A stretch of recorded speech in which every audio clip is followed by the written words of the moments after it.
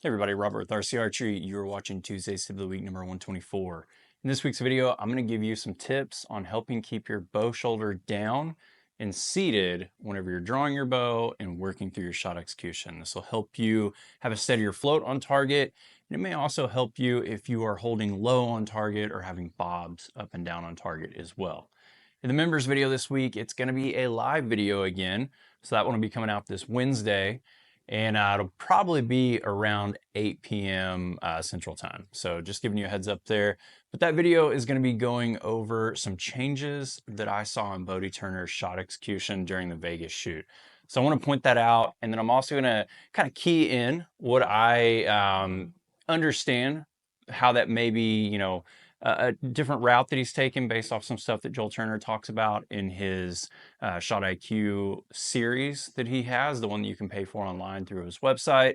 It does talk about using this manner of shot execution, but I would like to tie all that together, let you see what I'm seeing, and get your thoughts on it as well. So if you're not a member of this channel and you would like to be, there is a join button down below. You can check that out. There's tons of videos on there where we go over some other professional archers' form, shot execution, extra videos each week from Tuesday's Tip of the Weeks. We dive a little deeper in and just some bonus content and stuff along the way. All right, the first thing that I want to talk with you about is how we're using our grip, the placement of it, the direction of it, things of that nature. The way that you actually put your hand in the bow and the angle that the back of the hand sets will also affect the angle of our elbow joint, and that will affect our shoulder as well. If we are lining up our hand at more of a 45-ish degree angle, so looking at these back knuckles, somewhere in that 45-degree range, doesn't have to be perfect, that angle will also move our elbow to that angle as well, and it's more like that 7-ish, 8 o'clock range on a clock with the bottom of your elbow if you're a right-handed archer. That in turn actually helps twist the bones in our forearm the way that it helps our joints align and lower the shoulder in place. If you take your hand and you turn your thumb up and put it under load, it's going to make your shoulder kind of want to hinge and pull upwards like this. But when we turn the hand, turn the elbow, the way that this works and twists our bones here in our arm, it actually drops this shoulder down into place. So that's a really big one that I see with a lot of archers. They're crossing over the lifeline of the hand. They're getting that elbow very vertical and more along that 6 o'clock line on a clock. And because they're doing that, it's raising their shoulder joint up. And that's going to cause you to have some bobs up and down on target. Obviously, it's going to have some adverse reactions to your float as well.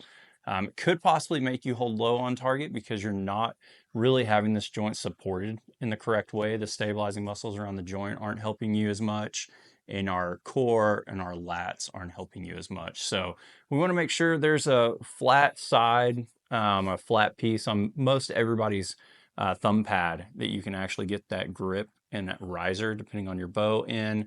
You can find that.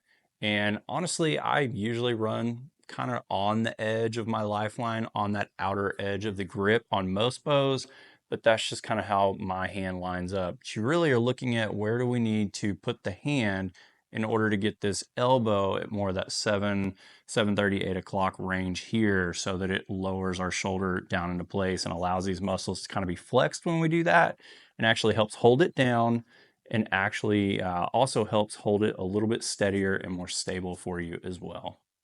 All right, the next thing that we want to talk about is how we're setting up our stance, our angle of our body towards the target or away from the target, and how that affects our shoulder joint. So whenever we are setting up with our stance, typically what I do with people in my coaching program is I set everybody up with a neutrally open stance where our front foot, the big toe on our front foot, is around the ball of the foot on our back foot. And that is a starting point. From there, I do some drills to help find natural point of aim. It takes it further than what we'll talk about today.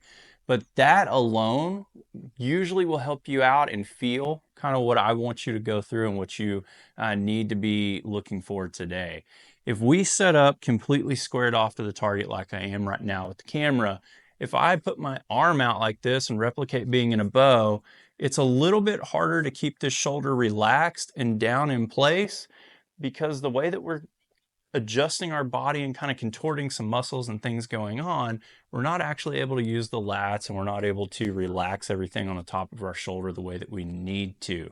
If you have a more open stance or a neutrally open stance, like we talk about in that coaching program and what I showed you in that photo just now, that actually helps this shoulder sink itself down. These muscles are engaged on both sides of the shoulder then. That in turn is going to make you a lot steadier on target, but it also helps you relax the top here on the shoulder a little bit more, get it down into place, and it helps these lats and some of the stabilizing muscles kind of pull that shoulder joint down too. So you can kind of play around with that. You can actually sit here and feel everything, and you may be able to see it here on camera, but when I'm holding my arm here and I'm completely closed and in a direction, you know, just a flat direction to the camera here, versus coming through and being at an angle. So I'm literally not changing where my hand is sitting. I'm just rotating my body and allowing this joint to sink itself down into place. So that will help you a lot whenever you're looking at the steadiness that you have on target, up and down bobs on target, maybe that low hold, and get you a little bit better seated on that joint. All right, the next thing that I want to talk about here is how we are drawing the bow. Doing this correctly, it will help seat your joint on your shoulder joint. It's going to help you allow it to be a little bit more relaxed, held in place. Doing it incorrectly, and it's going to impinge the joint. It's going to force the shoulder to raise up, come out of socket, and make it a lot harder for you to hold steady on target. What we need to do here is have the bow hand slightly above the bow shoulder when the drawing motion begins. Doing that creates a downward angle from our bow, our hand, into that shoulder joint. And that's actually compressing these joints and pushing everything into place, but it's giving it a direction to hold the shoulder down because it's forcing that joint to actually, you know, kind of be put in a V and hinge itself and put itself into place. If we draw the bow, and I see this, you know, pretty common with a lot of archers, they either try to draw the bow with the bow completely on target to begin with, or they draw it low because maybe they're trying to pull too much weight back or just haven't been taught correct form, and then they raise the bow up on target. Your shoulder is not designed to do that under load. When you are under load and you try to raise that shoulder up, this joint will never seat itself in place and the muscles will impinge and work against themselves, and it will hold this shoulder up like this the entire time. So we want to make sure that we are doing the correct draw motion with that hand a little bit above the shoulder, driving that joint in to stabilize itself better and actually allowing you to hold steadier on target once you've gotten there.